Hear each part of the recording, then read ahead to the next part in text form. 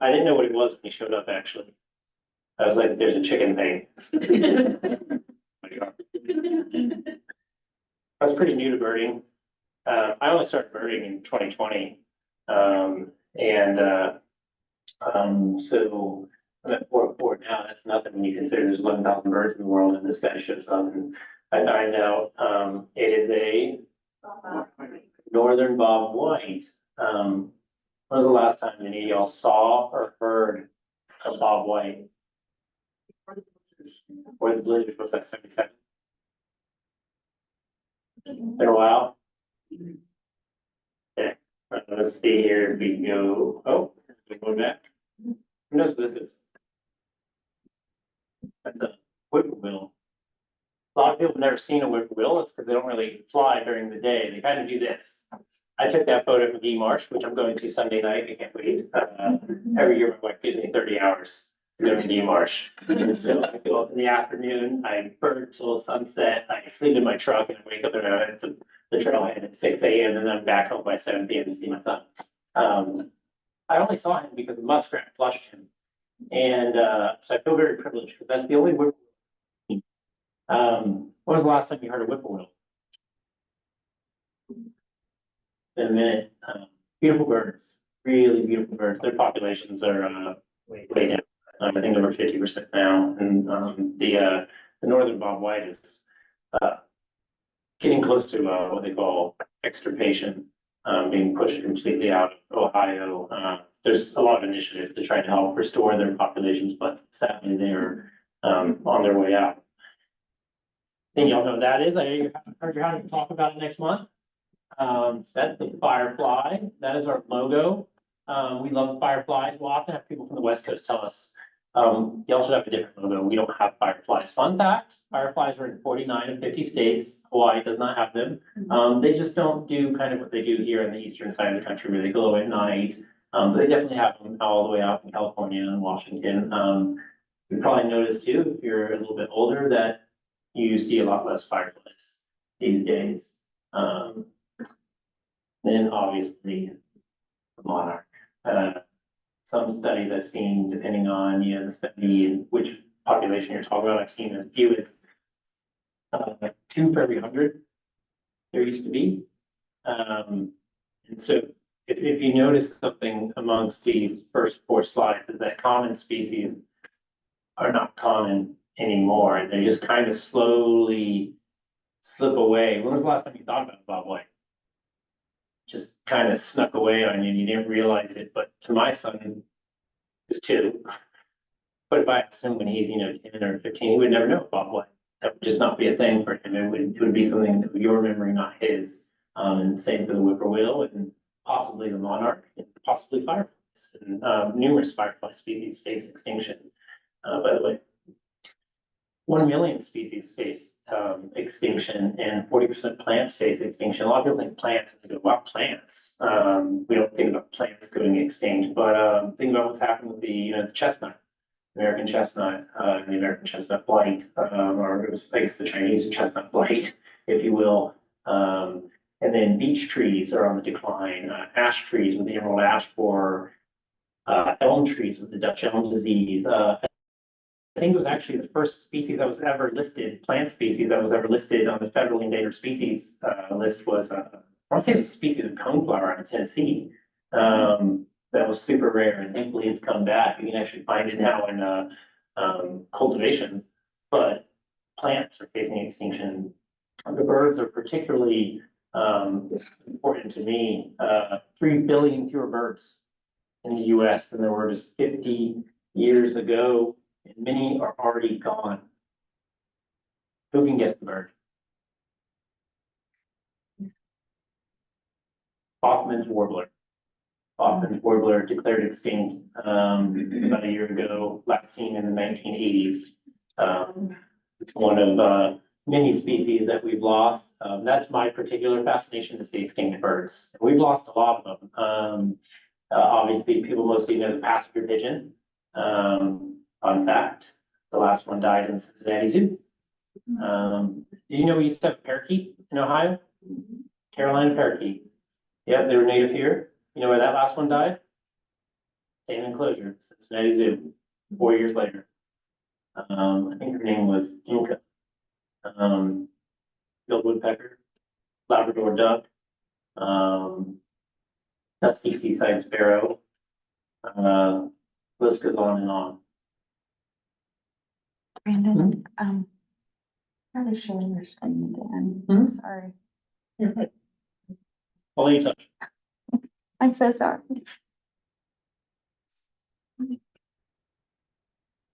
Hoffman warbler, fun fact, is gonna get a name change. One of the birds, if you've been following the birding movement, for birds. They're gonna try to get rid of all the like human names that have been assigned to them. Hoffman. Person. He got it, because he was friends with Audubon. Okay. Oh, sorry, Oh. we have to start your. Go first slide. Or, there you go. Okay, I want to show now a list of, oh, if I can find my mouse, it does not want to go, there we go. These are all species that were declared extinct last year. Yeah, you'll notice a trend here. Words you can't pronounce on the top left side, words you can pronounce on the right side, that would be Hawaii. Hawaii, if you didn't know, is called the extinction capital of the world, is not a happy place. The aloha spirit's very much alive there. It's a wonderful place to visit, but it's a very sad place if you know what you're looking at. It is tremendously sad. They've lost over 6 dozen bird species since human arrival. 50 of those or so when the Polynesians showed up, and about another 2 dozen when the English and the Europeans showed up. Bachmans, as we talked about, some other species. Scioto mad tom, species of fish that was native to the here in Ohio, gone. And then you'll notice this trend too. The mussels. Mussels, if you didn't know, fun fact, that the US is the mussel capital of the world. But we're losing them very fast, very, very fast. You might have heard zebra mussels, etc. I think 2/3 of Michigan's mussel species, they have like 45 are endangered at this point. Very sad. So why is all this happening? E.O. Wilson, if you didn't know him, you know, Doug Tallamy, this was like the Doug Tallamy to Doug Tallamy is E.O. Wilson.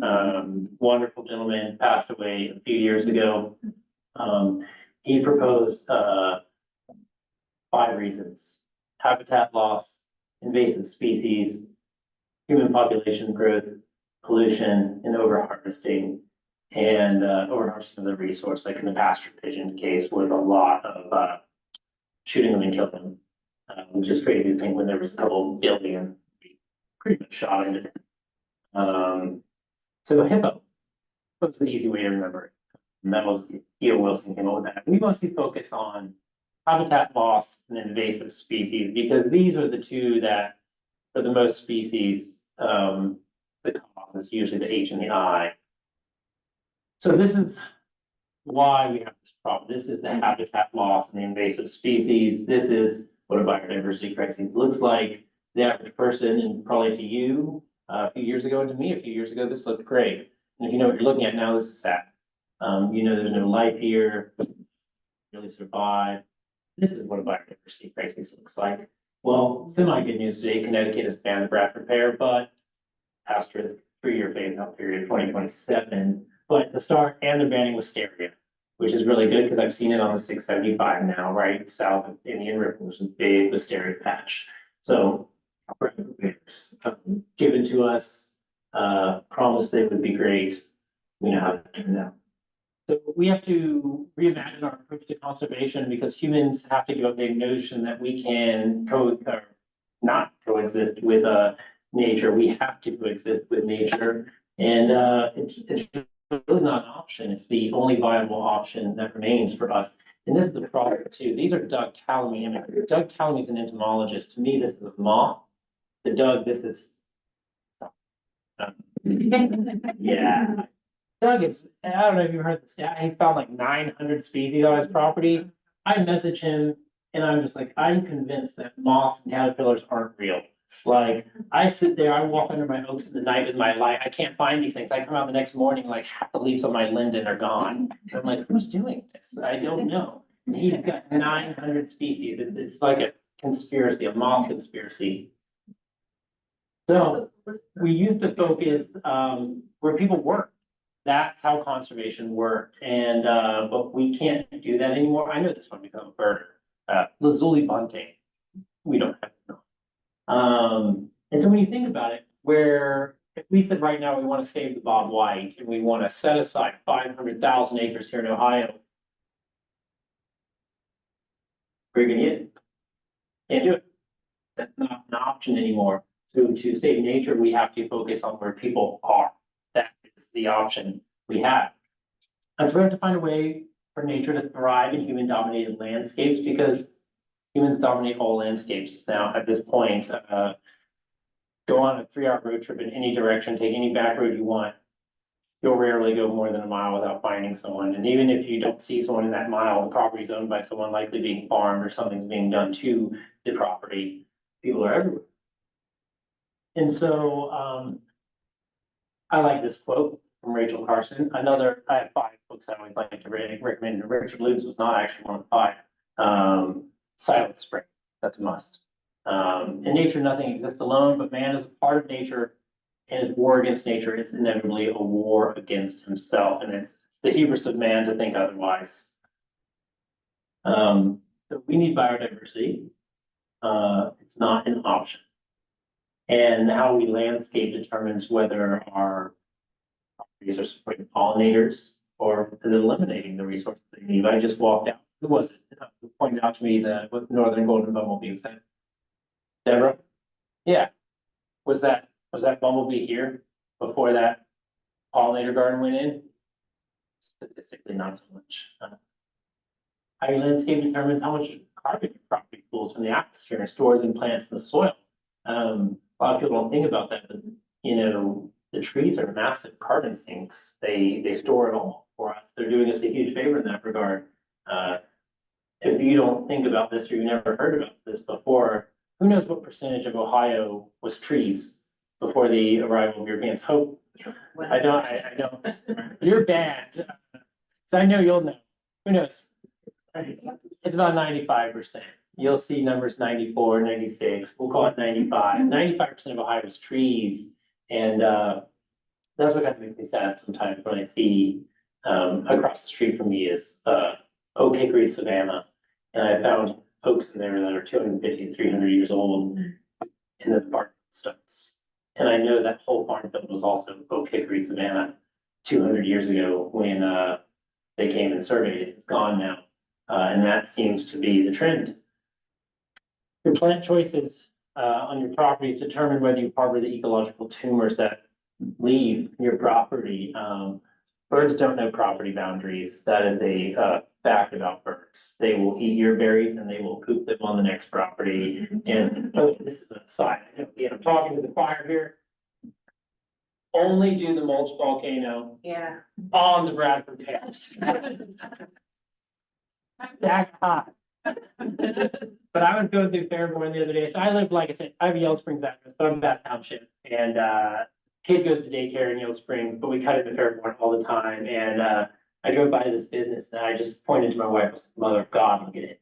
It was like a 5-foot volcano. And I was like, it was swallowing the tree. And I was like, my conspiracy theorist thinking here is that it's the landscapers know it's gonna kill the trees and they get money to put more mulch on and replace the trees.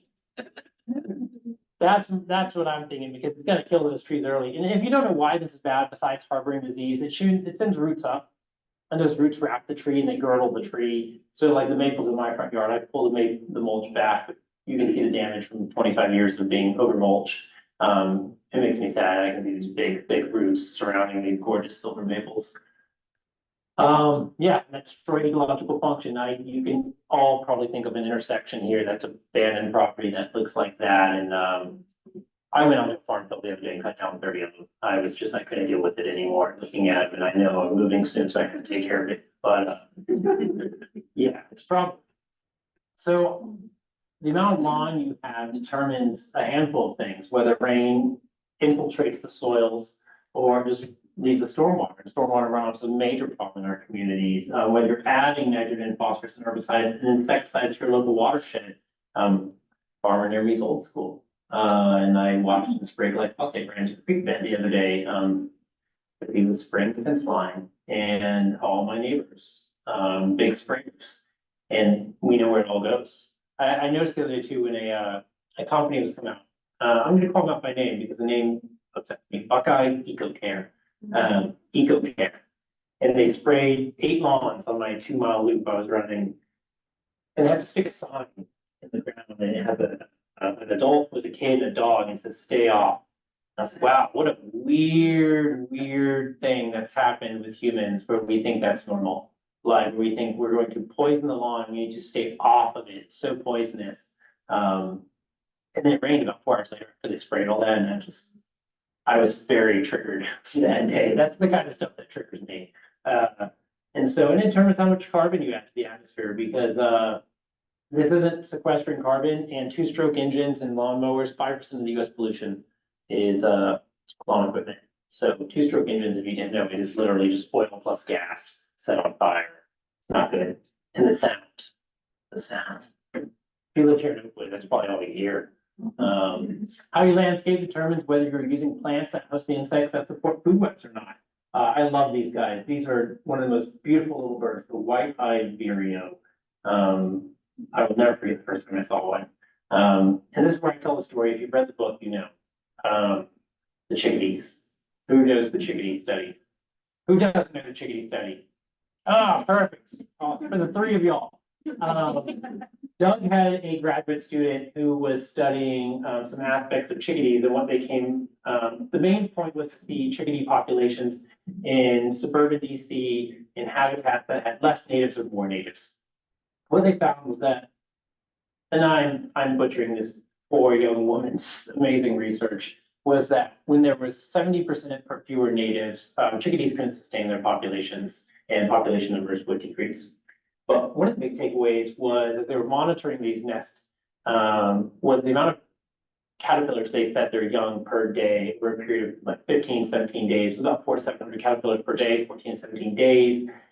And what's crazy about that is they're doing it all on an area of about 2 acres. They don't really leave that region. And I liken it like this. If I needed to feed Hunter and Mark 400 to 700 times a day, I would move into Crow.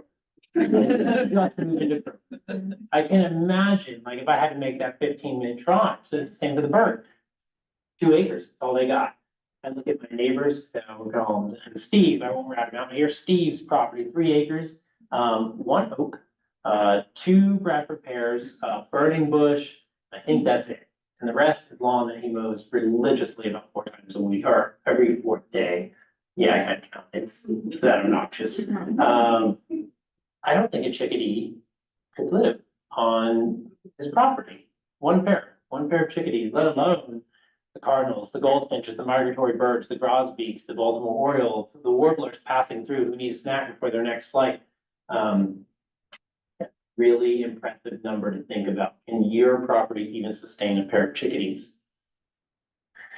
And how you landscape and how much lawn we have and our plant choices will determine how much life the earth can sustain. We have lost a tremendous amount of insects on Earth. I've seen numbers as high as 50% insect decline. And some people go, well, I don't necessarily like insects. They're not my thing. One, most aren't there to bother you. They're just going about their life. And as we just talked about with bugs and birds, they're critical to the survival of birds because especially caterpillars. Do y'all know why it's caterpillars that birds like? They're soft. Soft protein. They are the best at taking the plant and turning it into protein. And so they're just like little protein nuggets for birds. And so who feeds Baltimore Orioles? Anybody? What do Baltimore Orioles like? Grape jelly and oranges. Have you ever noticed they stop eating it at some point during the season? Because they have babies. Yeah.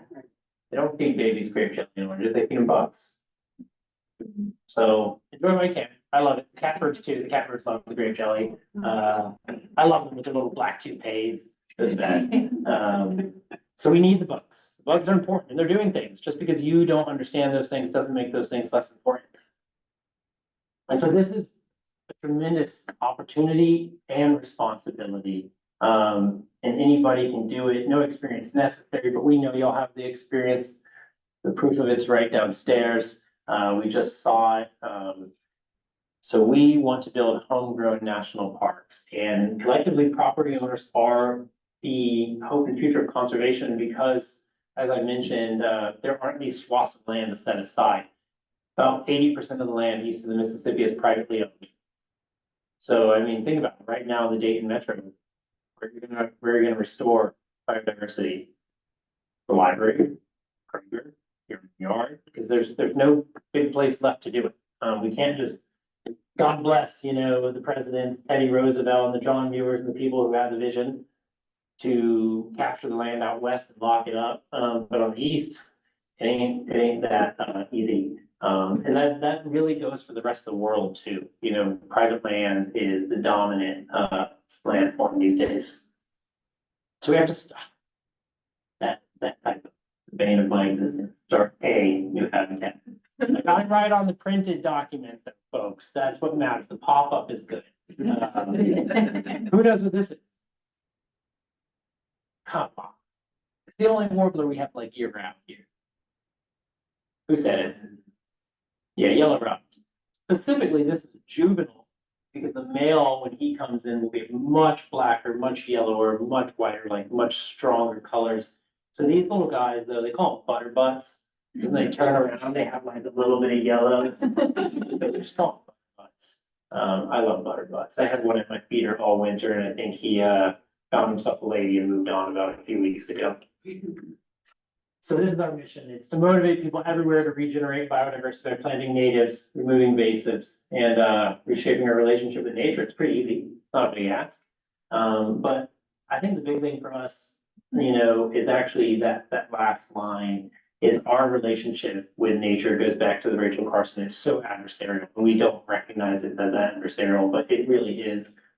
And so we often joke internally, we mentioned our biodiversity map, and that map it's not an acronym, but internally we act it as if it's one, and we say that M is the movement, and A is for acres, and P is for people, and we care about people the most, because if we wanted acres, we could just go find the biggest landowner and convince them to restore their property in the country, and we'd get, just an asinine amount of acreage. But we wouldn't have changed the mindset and the culture and the people. We need people. We need people in apartment complexes. We need business owners. We need cashiers. We need people who work at the library. We need y'all. We need school teachers. Everyone. That's the movement. We need a cultural shift. And that's what we're in the business of doing, is creating a cultural shift so that people have a harmonious relationship with nature instead of an adversarial relationship with nature. Because we're losing 800,000 acres a year of habitat in the US, and we know we can do this faster than anyone else. This is the solution, because look at Connecticut today, you see the good news that the Bradford Bears, banned, but then it comes with the asterisk. 3 years. What damage will be done in 3 years? Unfortunately, that's government. We can do this faster. Everyone collectively acts. And so we need all of our landscapes to do 4 things. If your landscape does these 4 things, you're doing great things. It's got to support food webs, as we talked about. It needs to sequester carbon. It has to clean and manage water before it enters our watershed, and it needs to support pollinators. A lawn like this is doing none of those things. And I really hope we hit a point where people see this in 5 or 10 years, and they just look at that and go, oh, no. My neighbor cut down 2 weeks after my son was born 2 years ago. We had 24 Eastern white pines on our property border. They were his, so he cut them all down. And then last year he cut down his 5 river birches and his maple and his bradford. I guess that's the trade. And he literally has no trees left on 1¼ acre. And I really just hope someday when that goes to sell it, people are just like, oh, that is a barren escape. And they look over and they see the properties like y'all's, and they think that's what I want. They want nature on their property. So we have to move away from this. Law accomplishes none of those goals. And so we know we can do this. It's easy. And you don't have to save biodiversity for a living. None of y'all probably do this for a living. You just care. And that's all you need to do is just care. For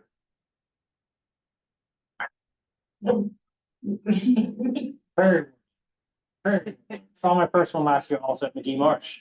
I'm telling you, if you like birds, go to McGee Marsh in May. It's literally the best place east of the Mississippi to see birds. Who knows what McGee Marsh is, by the way?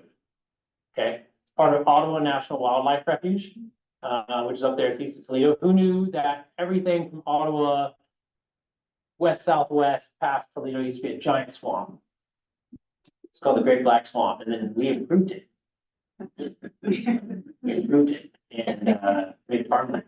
And so there's a movement to try to restore it to 10%. 10% of that sink, its former glory. McGee Marsh is part of that former glory, and it is some of the hottest birding.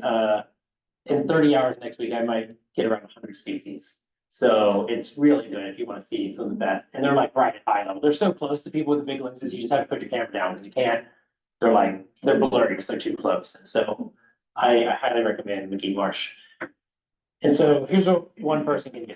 One person can shrink the lawn, one person can add a pollinator garden. Love seeing that one downstairs. We can remove invasive plants, add keystone plants, turn off our lights. I heard someone saying that. Who's that? Was it Susan? Or Sarah? Sorry. Sarah, I heard her say, or was it Sarah saying you turn off your lights at night? On Facebook the other Okay. Yeah, and the importance of turning off your lights at night. And actually, once you start to recognize light pollution, you'll hate light pollution. So turn your lights off at night if you can, or at least put them on motion detectors. Please don't use mosquito foggers. There's no such thing as a mosquito fogger. That's like a complete myth. There is insect apocalypse foggers. They kill everything. Monarchs, tiger swallowtails, cellar spiders, whatever you can think of, they're gonna die with a mosquito fogger. All for what? To stop a few insect bites just where it looks. We always want people to get on the biodiversity map. That's our way of internally tracking the movement. In the past 3.5 years, we've had 38,000, nearing like 39,000 things get on the map. And you just make an account, it's free, and you add your total acreage square footage that you remove invasives and plant native to. And we have 100,000 acres plus of land that's been restored and reported so far. So yeah, and that's what it looks like when you log in. It's actually kind of getting really cool. We added a new feature for organizations. Check this out. I was not on the talk today. 2 of my teammates were. We met with Wild Ones National today. We have a good relationship with them, and Wild Ones is getting an organizational account on our map. And there's already other local chapters of Wild Ones that have individual accounts. They'll get sucked into the big one. And so they'll all be represented on the map, and they can have pictures and links to their pages and whatnot. And so that's our new organizational feature that we added a few months ago. And we're working, Garden for Wildlife is getting on the map right now. We view ourselves, like we're not like a competitor of Wild One or Xerxes or National Wildlife. We are all in it together, and I'm actually really stoked. We're redoing our resource directory, and so we should be able to feature all the Wild Ones chapters once our new resource directory comes out. Right now, we have not added the Wild Ones directory or chapters because it would overwhelm our resource directory. So soon. And I didn't mention this earlier, but I mentioned keystone plants. I'm assuming if you read the book, but if you haven't, who doesn't know what a keystone is? Okay, there's one, and that's enough for me to answer. There's a really cool book I like, called Where the Wild Things Were. Wild Things Were. And he kind of traces back all the way to the discovery of keystone species. There was this ecologist, when he went to Harvard, he trained under like a preeminent birder and was really good himself, but then said, I want to learn systems. And this was at a time when ecology wasn't really a thing, it was the 50s. He ends up graduating, becomes a professor at Washington, and he started putting together this idea. And so he built this study where he went out to like 2 little like estuary kind of things, and he took the starfish out of one of them. He would huck them as far as he could out into the ocean. And then he would leave and he'd come back 3 or 4 days later. And he was like, he had to like drive like an hour, take a boat, hike across the island to these little lagoons, and he'd huck them. And he kept just only one of them. He just kept hucking the starfish out. What happened was the one without the starfish, the biodiversity crashed. The starfish was the apex predator. And the apex predator, we used to think of things as kind of ground up, but we've actually kind of learned that it's usually a very top-down system. Apex predators kind of control the situation.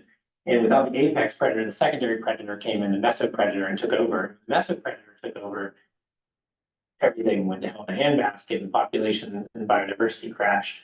And that was the very first understanding of keystone species, species that have outside roles in their ecosystems. That in that case was a very apex predator. We learned like in the opposite, it can be something like an oak tree, which can sustain. So they're just species that have very important impacts in their community. So we always tell people this: if you're going to do one thing, plant a keystone. That's not to denigrate a species like the pawpaw. Pawpaw is very important if you're a zebra tiger swallowtail. That is your lifeblood. Without pawpaws, there are no zebra tiger swallowtails. But if I think if we had to choose for a person's first action, if you could plant a white oak, you're gonna get 900 plus species that can utilize that white oak. And then when you go down the rabbit hole, you get 48 species in your shade garden, and then you're supporting all the other ones because you'll get into the host species, a lot of different species. So we always encourage people to plant keystones, and that's why on our website, we have made keystone guides where you can look up your ecoregion, and we don't list all of them, but we make sure we list ones that you can usually find in a nursery. That's very important for us, that we don't want to recommend a species that, you can't find, commonly. And so when we do all these things, it just makes it manageable. I always tell people, when you think of, saving the whales, how do you save the whales in Southwest Ohio? Kind of a big problem to tackle here in this library.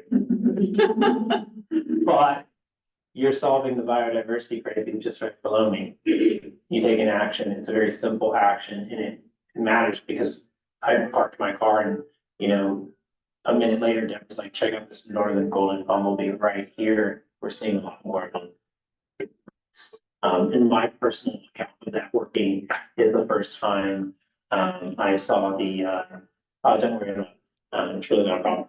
It's the first time I saw the clear-winged hummingbird moth. I saw them all the time, pearl fin. I don't get paid to be a board member for Beaver Creek Wetlands, but they're a wonderful organization that you should definitely support. They don't pay me to say that. I love them so much, and I'm gonna miss them dearly when I leave, but pearl fin is just the best. And I always see these little clear-winged hummingbird moths on the bergamot. And bergamot comes up readily from seed, by the way, which is another reason why I really like it. And I remember like 2 years ago screaming to my wife, like, and this is played out so many times, like, Ashley, come quick. She's like, what? I'm like, there's blue-eyed grass now in our yard. She's like, Brandon. Like, it's important. Like, but that time it was the clear-winged hummingbird moths. They had showed up. They found the bergamot. They were there.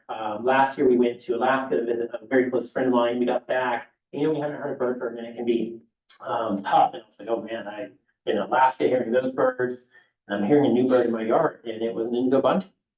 And he was like hanging out in our prairie all summer. He would jump, hang out in the sycamore and then drop down into the prairie. He could jump up onto a perch of an old goldenrod. And every time we walk out there, and it's working, it's constantly finding these things and seeing it work in real time. And that's the nice thing, because there's other things I support and costs us my time and money, and they can feel very overwhelming. And eco grief is real. I really understand that more than probably a lot of people. Eco grief is real, but when you do these things, it works, and you can see it, and you can be a part of the solution. You just have to trust that everybody else is working on their patch of quilt. You just got to work on your patch of quilt. So this is what we ask of people, is to just regenerate habitat, join the movement. This is so topical here, school, town, corporation, business, trust, golf course, land trust, organization, get on the map. Your libraries, like you've done it right here. It makes me so excited. Partner with us. Like I said, I'm thrilled. When my team told me they were meeting with Wild Ones National, I was like, oh, that is topical, because I'm meeting with my Wild Ones tonight. So we love partnering with organizations. This is not a zero-sum movement, it's a positive sum movement. We need everybody to play together. And I say this a lot of times because I'm not speaking to like a partner organization, is the donate. People ask me what I do as an executive director. I'm like, I'm a fundraiser. Like that's all I do is fundraise. But I would encourage you first and foremost to support wild ones. And if you have capacity beyond wild ones, we would love your support too. But I'm very sensitive. We're not here to take the support of wild ones. So please continue to support them first. You got this one. There is, if there's someone in the room, by the way, who can help me with this, I have like a little bit of like, it just kind of bothers me that like 7 states have the northern cardinal. And I don't even think the northern cardinal was really here until like man started really messing with the land. I was like, we've gotta have something so ecologically us that we don't have to be like the other states. So if there's anyone in the room who has connections to change the state bird, this is my appeal to find it. Nothing against the northern cardinal. What do you suggest? Yeah, there's so many. How about the northern bobwhite? They're beautiful, they're really beautiful, and I love the females too. They're just really great birds. But they're definitely one of the species that has thrived as we've changed. There are species that are like, we talked about the zebra tiger swallowtail, which is a specialist. You have generalist species who do well. You would know these as your invasives, your house sparrows and your starlings. They're very generalist. Cardinals, rock pigeon, species that have done well as humans have changed things, brown-headed cowbirds. But the generalist success usually comes at the specialist demise. Yeah, ultimately impacts on there. Sorry, that was not a smooth transition. And that's obviously a monarch on an aster. Looks like we're doing great fine trying to grow through there. So I want to end on one quick anecdote. As my wife, Dr. And that is my favorite little turd in the whole world. His name's Hunter. He turned 2 in, yeah, so he's like 2 years, 2 months now, and this was taken last March, so he was 1 year old. Who knows where this is, by the way? Pretty iconic site. I'll tell you, it's on an island in the Pacific. It's Diamond Head. Diamond Head. My wife at a conference in Hawaii last year, tough for her and tough for me. I decided to join her. And so while she was at a conference for 4 days, I was just hanging out with this guy, and it was like the time of my life. And then when the conference was done, we left the Waikiki area, which is really beautiful if you like, beaches and restaurants and stores, but that's not what I want to see in Hawaii. I want to go to the Big Island. Hawaii is the extinction capital of the world, and they have some cool birds there known as the honey creepers. Everybody talks about, Darwin's finches in the Galapagos, but the honey creepers are like that times, way more. They're way more variation. They got blown over there in a storm probably 5 million years ago. And they were like, hot damn, we won the lottery. There's no other birds here. It's just us. And I think they call that adaptive radiation, I think is the term. And so they find the ecological niche and they exploit it, and then that leads to an evolutionary change. It's not an intentional process, it just happens. And from one species of finch came many, and then humans showed up.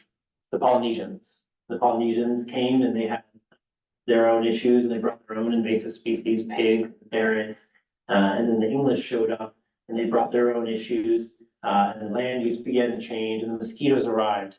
Leela or the honey creepers weren't used to mosquitoes. They hadn't evolved with avian malaria, and avian malaria started wrecking them too. So you had all these pressures, dozens of these species were going extinct. Climate change is happening. Malaria is moving up higher elevations because of mosquitoes. So now the only place safe for some of these species is Mauna Kea on the Big Island. And I told her, I'm gonna go see a palila. It's not even like cutest. Some of them have these crazy curved bills and they wild calls. But the palila is critically endangered. There were about 2,000 of them about 10 years ago. They're down to about 700 now.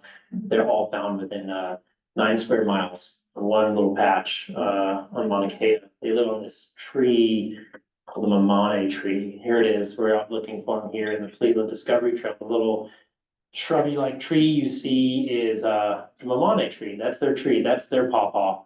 And we went 3 times. Well, I went 3 times. They went 2 times. The second lap they were there, I asked her, I said, can I get up way too early and drive the 2 hours there. You have to go over the saddle road and then take another road and then take a dirt road that's like crazy. And then you'll see little things. It's like, discovery trail. And 3 trips, 5 hours, and I never saw Leela. And I never heard of Leela. And when I left that morning, I told my wife, I was like, I'll give myself 2 hours, I'll be back before you're eating brunch. And I cried.